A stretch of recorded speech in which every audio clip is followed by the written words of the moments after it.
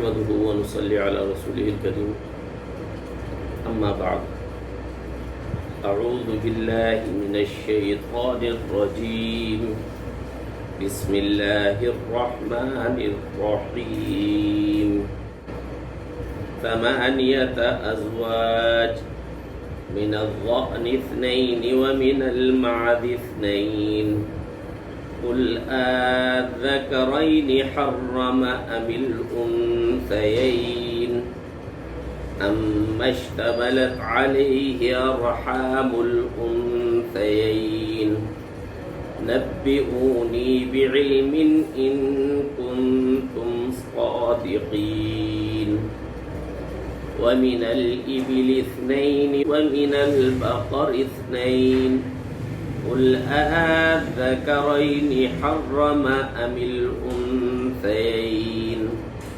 أما اشتملت عليه أرحام الأنثيين أم كنتم شهداء إذ وصاكم الله بهذا فمن أظلم ممن افترى على الله كذبا ليضل الناس بغير علم إن الله لا يهدي القوم الظالمين قل لا أجد فيما أوحي إلي محرما على طاعم يطعمه إلا أن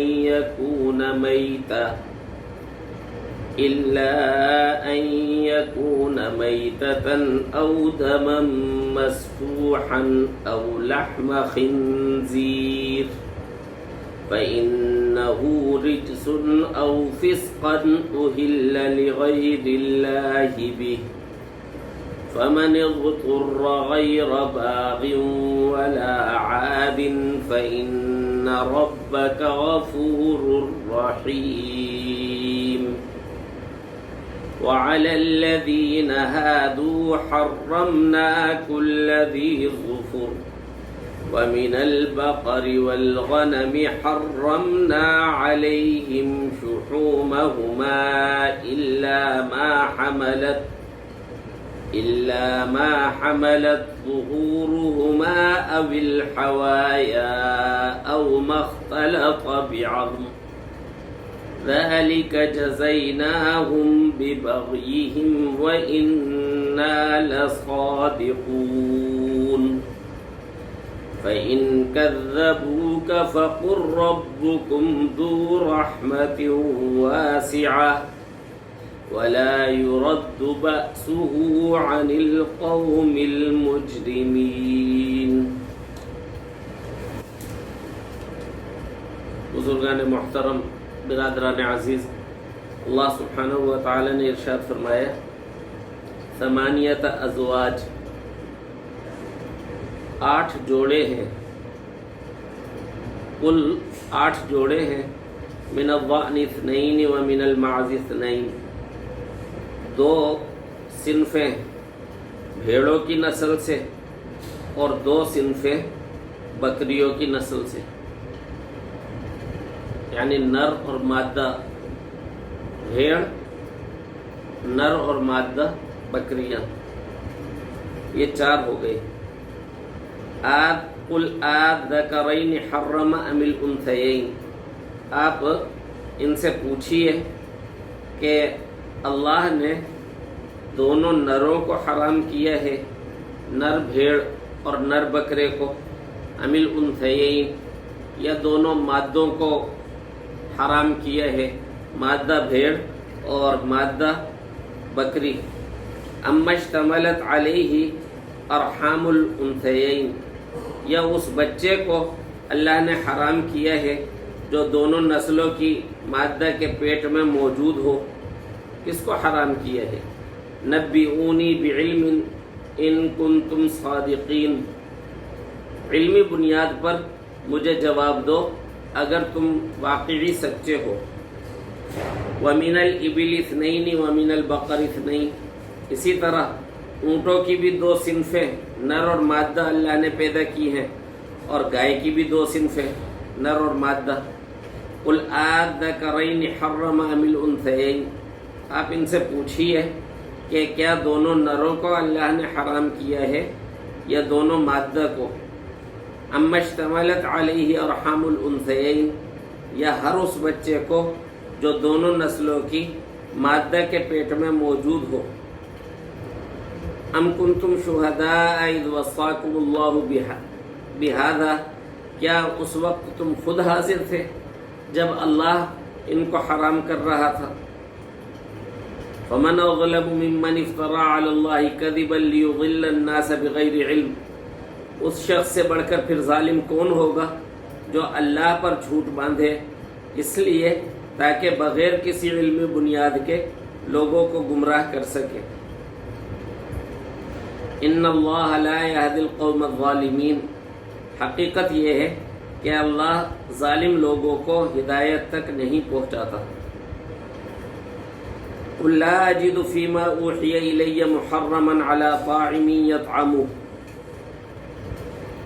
ए पैगंबर कह दीजिए कि जो वही मुझ पर नाजिल की गई है उसमें तो मैं कोई ऐसी चीज़ नहीं पाता जिसका खाना किसी खाने वाले के लिए हराम हो, इल्ला अन यकून मैततन औ दमम मस्फूहन औ लहम खिंजीर, सिवाय इसके कि वो मुर्दार हो या बहता हुआ खून हो या सूअर का गोश्त हो। फ़इन्नहु रिज्स, क्योंकि वो नापाक है। औ फिस्कन उहिल्ल लिगैरिल्लाहि बिह, या ऐसा गुनाह का जानवर जिस पर अल्लाह के सिवा किसी और का नाम पुकारा गया हो।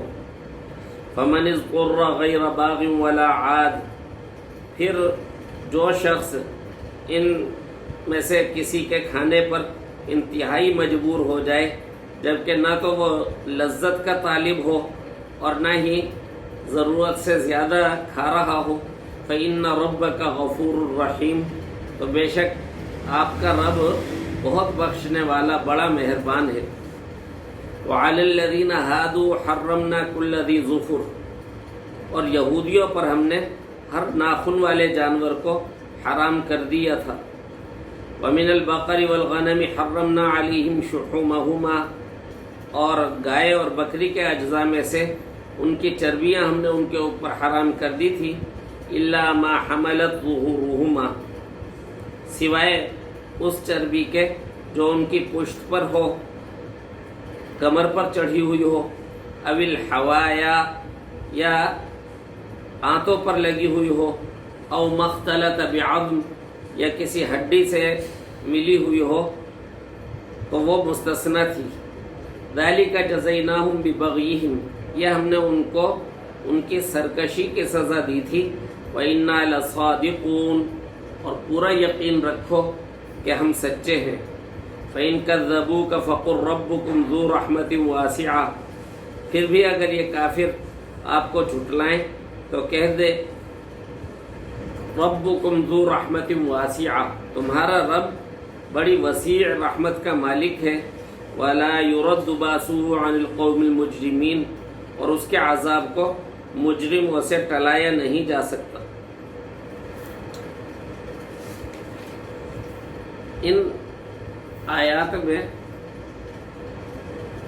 मुशरिकीन के इस अमल की तरदीद की जा रही है कि वो अपनी ख्वाहिश नफसानी से या शैतान के बहकावे में आकर हलाल को हराम करार देते थे। अल्लाह सुब्हानहू व तआला ने जिन जानवरों को हलाल किया था बुतों के नाम पर चढ़ावा चढ़ा के उनको हराम करार देते थे। तो यहाँ उसी की तरदीद की जा रही है कि जिनको तुमने हराम करार दिया वो हराम नहीं है। हराम सिर्फ वो है जिन जानवरों को अल्लाह सुब्हानहू व तआला ने हराम करार दिया। अब यहाँ जानवरों के नाम थोड़े से समझ लेने चाहिए, उनसे ये आयत और अच्छी तरह समझ में आ जाएंगी। समंदरी जानवर मुस्तस्ना है, उनको कहा जाता है सईदुल बहर। उनके अंदर तफसील है कि इमाम अबू हनीफा रहमतुल्लाह अलैह सिर्फ मछली के हलाल होने के कायल हैं, बाकी جو سمندری جانور ہیں وہ مکروہ تحریمی ہے حضرت امام ابو حنیفہ کے نزدیک، لیکن بہرحال سمندری جانوروں کی جو بحث ہے حلال و حرام کی وہ الگ ہے، سورہ انعام میں اس کے بارے میں گفتگو نہیں کی جا رہی۔ اسی طرح جو خشکی کے جانور ہیں وہ دو قسم کے ہیں، حشرات جو رینگ کر چلتے ہیں اور دواب جو زمین پر پیروں کے ساتھ چلتے ہیں۔ پھر ایک مختلف قسم پرندے ہیں جو ہوا میں اڑتے ہیں۔ جو رینگ کر چلنے والے حشرات ہیں وہ بھی سورہ انعام کے موضوع سے باہر ہیں، ان کے بارے میں بھی گفتگو نہیں ہو رہی۔ اسی طرح سے پرندوں کے بارے میں بھی گفتگو نہیں ہو رہی، وہ یہاں موضوع سے باہر ہیں۔ اب زمین پر جو چلنے والے جانور ہیں وہ دو قسم کے ہوتے ہیں، درندے اور چرندے۔ درندے حرام ہیں، سورہ انعام میں ان کے بارے میں بھی گفتگو نہیں ہو رہی۔ چرندے تو چرندے پالتو ہیں یا جنگلی ہیں۔ جو جنگلی چرندے ہیں ان کو کہا جاتا ہے بہیمۃ الانعام۔ اللہ سبحانہ و تعالی نے بہیمۃ الانعام کو حلال کیا ہے، سورہ مائدہ میں ان کی تفصیل گزر چکی ہے۔ یہاں جو گفتگو ہو رہی ہے یہاں صرف پالتو چرندوں کے بارے میں ہو رہی ہے، ان کو کہا جاتا ہے انعام۔ جو سورہ مبارکہ کا نام ہے انعام، تو انعام سے مراد ہے پالتو چرندے۔ عرب جو پالتو چرندے تھے ان کے اندر شمار کیا کرتے تھے 5 جانوروں کو، اور وہ 5 جانوروں کو اس طرح سے شمار کرتے تھے کہ پہلی قسم اونٹ ہے، چاہے 1 کوہان والا ہو یا 2 کوہان والا۔ 1 کوہان والے کو عربی اور 2 کوہان والے کو بختی اونٹ کہتے ہیں۔ یہ اونٹ کا لفظ بولا جاتا تھا 1 کوہان والا ہو یا 2 کوہان والا۔ اسی طرح سے گائے اور بھینس دونوں کے لیے بقر کا لفظ بولا جاتا ہے کہ بقر میں گائے بھی آ گئی اور بھینس بھی آ گئی، یہ 2 جانور ہو گئے۔ تیسرا جانور بھیڑ، چوتھا جانور بکری، اور 5واں جانور خنزیر۔ یہ 5 جانور پالے جاتے ہیں۔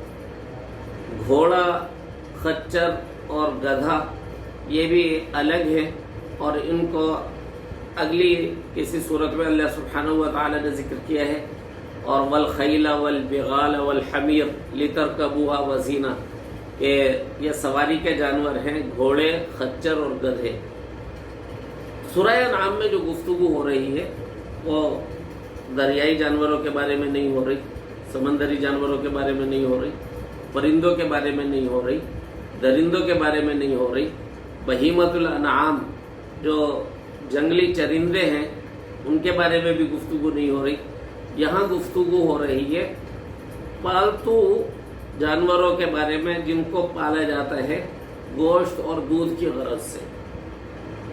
تو گھوڑا، خچر، گدھا یہ بھی خارج ہو گئے۔ اب یہ 5 ہے قسمیں، 5۔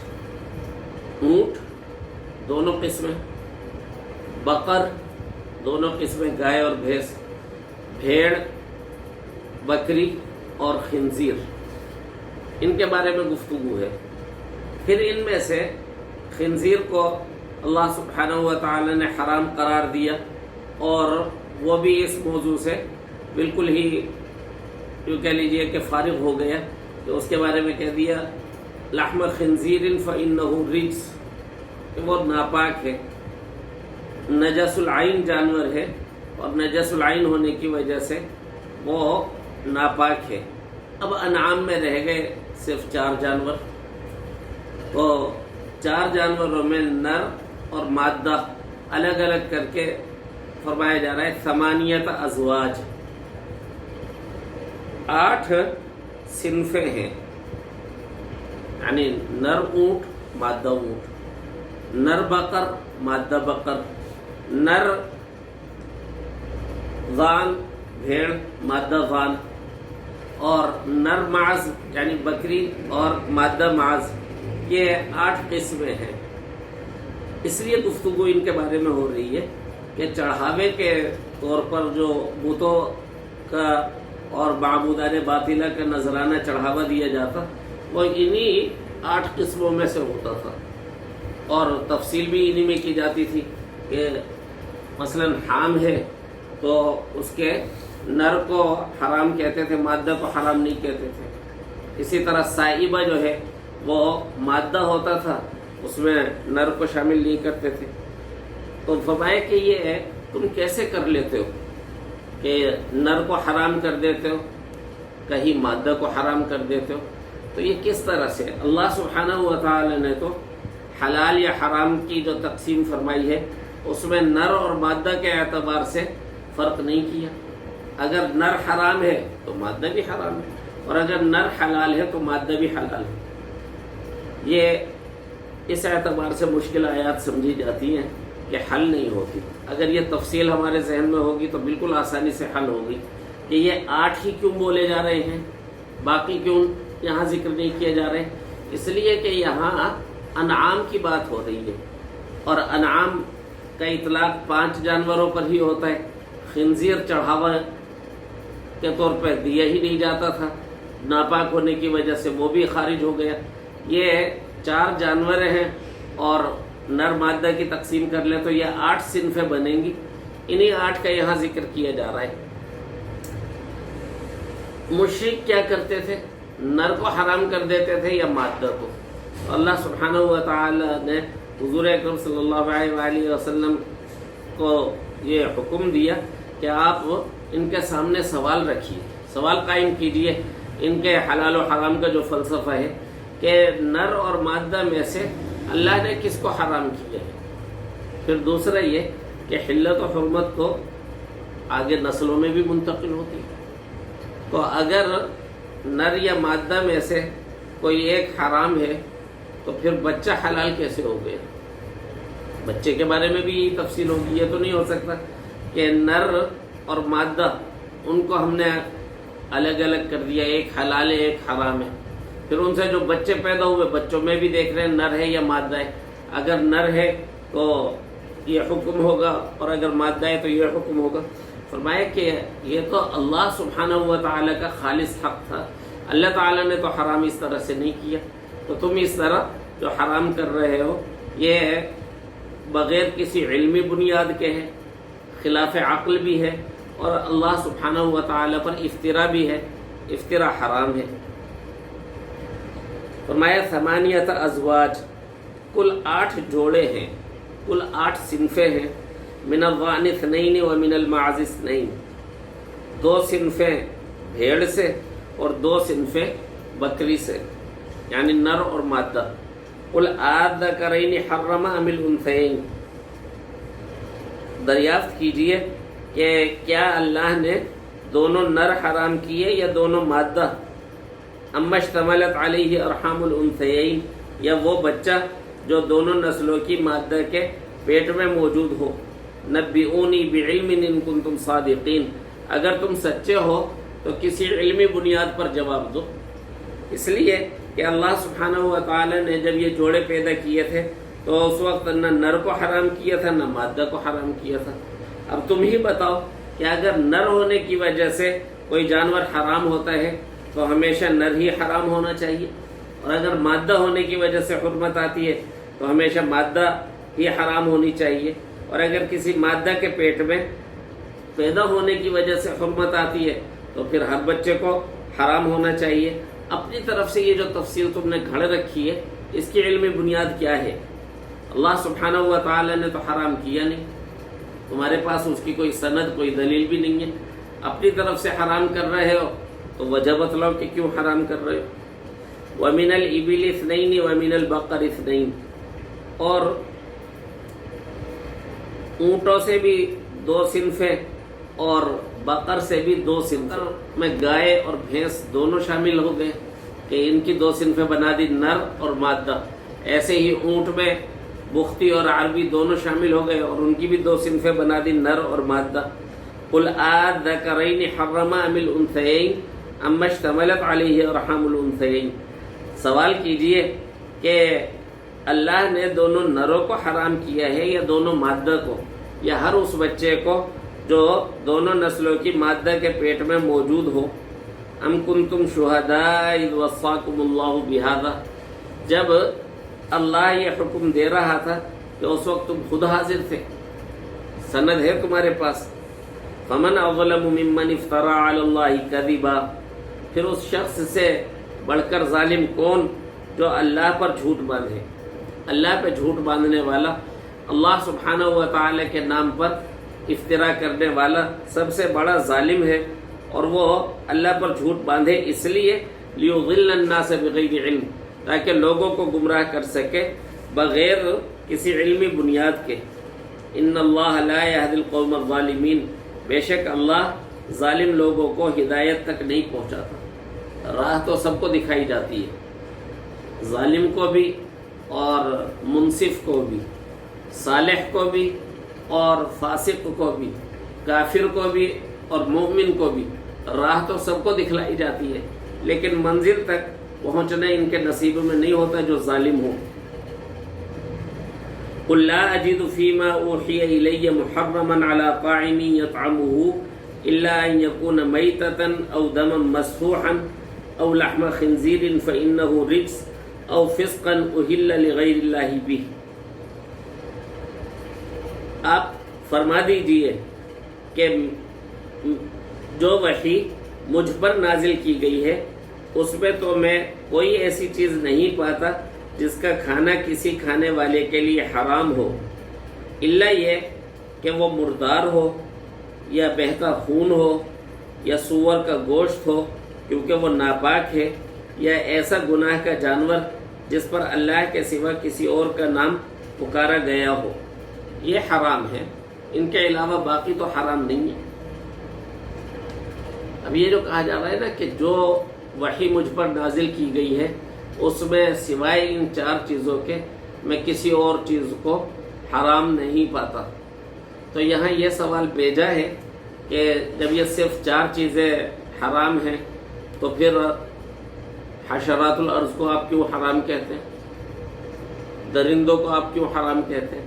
اس لیے یہ سوال یہاں بھیجا ہے کیونکہ یہاں ذکر کیا جا رہا ہے صرف انعام کے بارے میں، اور انعام کا اطلاق یہی 5 جانوروں پر ہوتا ہے، ابل، بقر، غان، معز اور خنزیر۔ یہ پالتو جانور ہیں جو دودھ اور گوشت کے لیے گھروں میں رکھے جاتے ہیں۔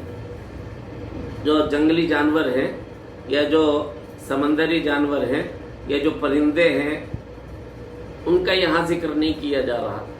اسی طرح سے درندے، کتا بلی جو گھر کے ہوں یا جو جنگل کے ہوں، شیر چیتا، ان کا بھی یہاں ذکر نہیں کیا جا رہا۔ یہاں تو گفتگو ہو رہی ہے صرف انعام کے بارے میں، تو انعام کے اندر یہ 4 چیزیں حرام ہیں، ان 4 چیزوں کے علاوہ باقی چیزیں حرام نہیں ہیں۔ فرمایا جو وحی مجھ پر نازل کی گئی ہے اس میں تو کوئی ایسی چیز نہیں پاتا جس کا کھانا کسی کھانے والے کے لیے حرام ہو، الا ان یکون میتا۔ اب یہاں زبردست چوٹ کی جا رہی ہے مشرک پر۔ مشرک کی بدعقلی دیکھیے، اللہ کے حلال کو اپنی مرضی سے حرام کرتا ہے اور اللہ کے حرام کو حلال سمجھتے تھے۔ مردار اللہ سبحانہ و تعالی نے حرام قرار دیا، اس کو کھا لیا کرتے تھے، تو یہاں کہا گیا الا ان یکون میتا، الا یہ کہ وہ مردار ہو، او دم مسفوحا، یا بہتا ہوا خون۔ یہ بہتا ہوا خون جو ہے یہ بھی اللہ سبحانہ و تعالی نے حرام کیا ہے، اور اسی کی وجہ سے جانور کو ذبح کرنے کا حکم دیا تاکہ سارا بہتا ہوا خون اس کے نرخرے سے خارج ہو جائے۔ جو اس کا گلا ہے جب وہ کٹا تو رگوں کا ذریعے وہ سارا کا سارا خون نکل گیا۔ او لحم خنزیر، یا خنزیر کا گوشت کیونکہ وہ ناپاک ہے، فإنہ رجس۔ یہاں گوشت کا ذکر اس لیے کیا کیونکہ کھانے کی بات ہو رہی تھی، ورنہ خنزیر کا کوئی جز بھی پاک نہیں ہے وہ سب کے سب حرام بھی ہیں، ناپاک بھی ہے۔ خنزیر کی کھال ہے، بال ہے، ہڈی ہے، پٹھے ہیں، سبھی حرام ہے۔ یہاں گوشت کا ذکر کیا جا رہا ہے کھانے کے اعتبار سے۔ او فسقا اہل لغیر اللہ بہ، یا ایسا گناہ کا جانور جس پر اللہ کے سوا کسی اور کا نام پکارا گیا ہو۔ اور علماء نے فرمایا کہ یہاں ترتیب کے ساتھ ذکر کیا گیا ہے۔ مردار حرام ہے، مردار سے بھی بڑھ کر حرام ہے خون، بہتا ہوا خون، اس سے بھی بڑھ کر حرام ہے خنزیر کا گوشت، اور خنزیر کے گوشت سے بھی بڑھ کر حرام ہے وہ چڑھاوے کا جانور جس کو ذبح کرتے ہوئے غیر اللہ کا نام پکارا گیا ہو۔ یہاں غیر اللہ کی دیگر نظر نیاز کا ذکر نہیں کیا گیا، اگرچہ وہ بھی حرام ہے، ان کا ذکر یہاں اس لیے نہیں کیا گیا کیونکہ گفتگو انعام کے بارے میں ہو رہی ہے۔ یہاں انعام کا اور انعام کے بھی گوشت کا ذکر کیا جا رہا ہے، تو یہاں دوسرے جو نظر نیاز حلوے مانڈے ہیں ان کا ذکر نہیں کیا جا رہا، لیکن اس کا یہ مطلب نہیں ہے کہ وہ حلال ہے۔ غیر اللہ کے نام کی جو بھی چیز ہو اور جس کو غیر اللہ کے راضی کرنے کے لیے چڑھایا جا رہا ہو وہ حرام ہے۔ دیکھیے دو صورتیں ہیں، ایک یہ کہ کسی بزرگ کے ایصال ثواب کے لیے خیرات کی جائے۔ حضرت شیخ عبد القادر جیلانی رحمۃ اللہ علیہ ہو، وہ پیران پیر ہیں اور شیخ المشائخ ہیں، بڑے بزرگ ہیں۔ اللہ تعالی نے ان سے توحید کی اشاعت کا اور سنت کی ترویج کا بڑا کام لیا۔ اسی طرح سے کوئی اور بزرگ ہو، حضرت معین الدین چشتی ہو، حضرت سیدنا حسین رضی اللہ تعالیٰ عنہ ہو، ان کے ایصال ثواب کے لیے صدقہ کیا جائے یا خیرات کی جائے کہ یا اللہ آپ کو راضی کرنے کے لیے ہم یہ صدقہ خیرات کرتے ہیں، آپ راضی ہو جائیے اور اس کا جو اجر آپ ہمیں عطا فرمائیں وہ فلاں بزرگ کو پہنچا دیجیے، ہماری طرف سے ان کو ہدیہ ہو جائے۔ یہ صورت جائز ہے، یہ ایصال ثواب ہے۔ ایصال ثواب میں اور چڑھاوے میں فرق کیا ہے؟ ایصال ثواب میں نیت ہوتی ہے اللہ سبحانہ و تعالی کو راضی کرنے کی اور بزرگ کو ثواب پہنچانے کی۔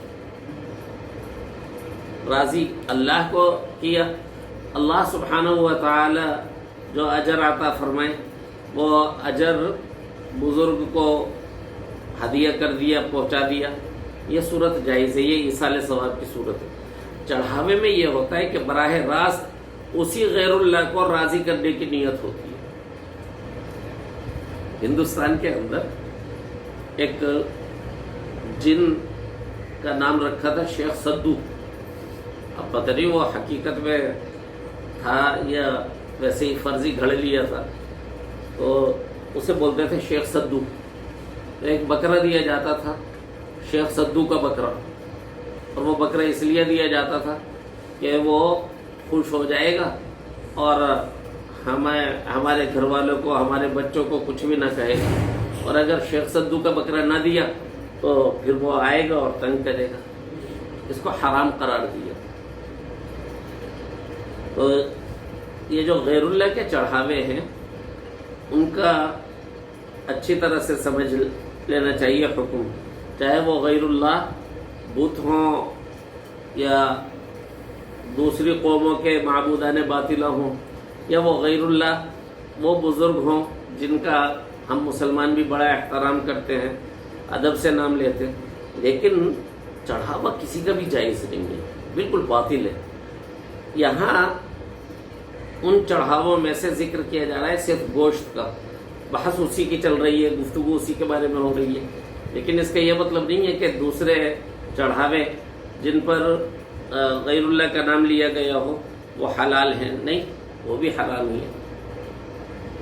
یہاں ان کا ذکر اس لیے نہیں ہے کہ گفتگو صرف گوشت کے بارے میں ہو رہی ہے۔ او فسقا اہل لغیر اللہ بھی، یا وہ گناہ کا جانور جس کو ذبح کرتے وقت اس پر اللہ کے سوا کسی اور کا نام پکارا گیا ہو۔ فمن اذکر غیر باغ ولا عاد فإن ربک غفور رحیم، ہاں اگر کوئی شخص مجبور ہو جائے اس حال میں کہ نہ طالب ہو اور نہ حد سے تجاوز کرنے والا ہو تو بے شک آپ کا رب غفور الرحیم ہے۔ ایسی صورت آ گئی کہ جان بچانے کے لیے سوائے مردار کے کچھ اور میسر ہی نہیں ہے، یا جان بچانے کے لیے سوائے خنزیر کے گوشت کے اور کچھ میسر ہی نہیں ہے، یا جان بچانے کے لیے سوائے بتوں کے چڑھاوے کے اور کوئی چیز میسر ہی نہیں ہے۔ اب یہ مجبور ہے، اگر نہ کھائے گا تو مر جائے گا، تو یہ کھا رہا ہے لیکن کھاتے ہوئے یہ اس کے ذائقے کا طالب نہیں ہے بلکہ کراہت کے ساتھ کھا رہا ہے، اور صرف اتنا ہی کھا رہا ہے کہ جان بچ جائے، اس سے زیادہ نہیں کھا رہا، تو اس کی اجازت دے دی گئی۔ فرمایا کہ جو مجبور ہے وہ مستثنی ہے، اللہ تعالیٰ بخشنے والے ہیں، بڑے مہربان ہیں، اس کو بخش دیں گے۔ پھر آگے ذکر کیا کہ یہودیوں پر کچھ دوسری چیزیں بھی مزید حرام کی گئی تھی ان کی سرکشی کی وجہ سے، کیونکہ وہ سرکش تھے تو اللہ سبحانہ و تعالی نے ان کی سرکشی کی وجہ سے ان کے لیے احکام کچھ سخت بھی رکھے تھے۔ حضرت یعقوب علیہ السلام نے اپنے اوپر اونٹ کو حرام کیا تھا تو وہ اونٹ کی حرمت بھی ان میں باقی رکھی گئی تھی، اور اس کے علاوہ چر بھی ان پر حرام کی گئی تھی۔ فرمایا وَعَلَى الَّذِينَ هَادُوا حَرَّمْنَا كُلَّ ذِي ظُفُرٍ۔ اچھا، قرآن جب بطور نسل کے مخاطب کرتا ہے تو اس وقت ان کے لیے لفظ بولتا ہے بنی اسرائیل۔ جب ان کا ذکر کیا جا رہا ہوتا ہے بطور ایک نسل کے، اور جب ان کا ذکر کیا جا رہا ہوتا ہے بغیر الگ شریعت کے، تو پھر وہاں علی الذین ہادو کے لفظ سے خطاب کیا جاتا ہے کہ جنہوں نے یہودی شریعت کو اپنایا تھا ان پر ہم نے حرام کیا تھا ہر ناخن والے جانور کو۔ وَمِنَ الْبَقَرِ وَالْغَنَمِ حَرَّمْنَا عَلَيْهِمْ شُحُومَهُمَا إِلَّا مَا حَمَلَتْ ظُهُورُهُمَا أَوِ الْحَوَايَا أَوْ مَا اخْتَلَطَ بِعَظْمٍ، اور بقر اور بھیڑ بکریوں کے اجزاء میں سے ہم نے ان پر حرام کی تھی چربیاں، لیکن 3 قسم کی چربیاں مستثنی تھیں۔ ایک چربی وہ جو پشت پر آ جاتی ہے، اور دوسری چربی وہ جو آنتوں کے ارد گرد لپٹی ہوئی ہوتی ہے، اور تیسری چربی وہ جو کسی ہڈی کے ساتھ ملی ہوئی ہو۔ تو یہ چربی حرام نہ تھی، اس کی اجازت تھی۔ ذَلِكَ جَزَيْنَاهُمْ بِبَغْيِهِمْ، یہ سوال کا جواب ہے۔ سوال یہ ہے کہ یہودیوں کے لیے یہ چیزیں کیوں حرام کی گئی تھی؟ تو فرمایا کہ یہ ہم نے ان کو ان کی سرکشی کی سزا دی تھی، سرکش تھے لہٰذا ان کے لیے احکام سخت رکھے گئے تھے۔ یہ قدرتی سی بات ہے کہ ایک شخص وہ ہے کہ جو مہذب ماحول میں پلا بڑھا ہے اور اس کی طبیعت میں سرکشی نہیں ہے، اس کو ایک مرتبہ تنبیہ کر دینا بھی کافی ہو جاتا ہے، اس کو صرف شرمندہ کر دینا یا گھور کر دیکھنا بھی کافی ہو جاتا ہے۔ ایک وہ ہے کہ جو غلامانہ ذہنیت کے ساتھ غلامانہ ماحول میں پلا بڑھا ہے اور اس کی طبیعت میں ضد اور سرکشی بہت ہے۔ لطیفہ مشہور ہے کہ ایک شخص پکڑا گیا اور پکڑنے کے بعد اس کو سزا دی گئی،